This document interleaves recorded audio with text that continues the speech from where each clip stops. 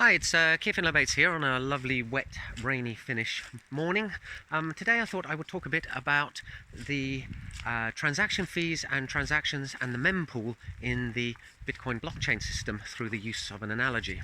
So you can imagine that a transaction is like a passenger who wants to travel on an airplane, and the transaction fee is the amount they've paid for their ticket, and the blocks on the blockchain are like aeroplanes that leave at roughly regular 10-minute intervals from the airport. Now, each plane has a limited number of seats, so it can only take so many passengers, and that's all very good and well if your passenger arrives, or your hopeful passenger arrives to the waiting room and finds there aren't many people there.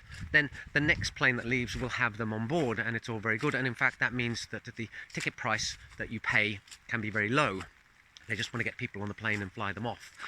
The problem arises when lots of passengers arrive, more than can comfortably fit on a plane, and some of those passengers have paid more for their tickets than another.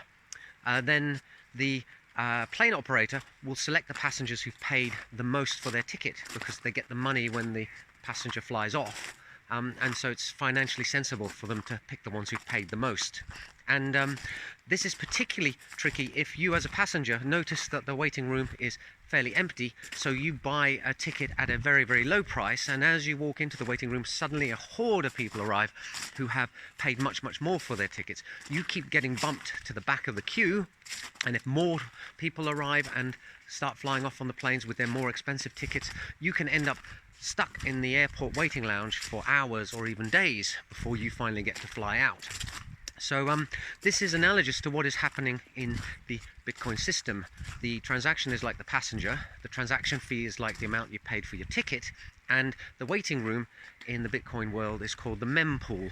And it makes perfect sense on the part of the miners to select the transactions that will make them the most profit, the ones with the highest transaction fees. And this can really catch you out if you submit a transaction with what seems like a sensible transaction fee at a particular point in time, and then suddenly the rate at which transactions are arriving bumps up and everybody notices that and starts paying higher transaction fees. Your transaction can get stuck.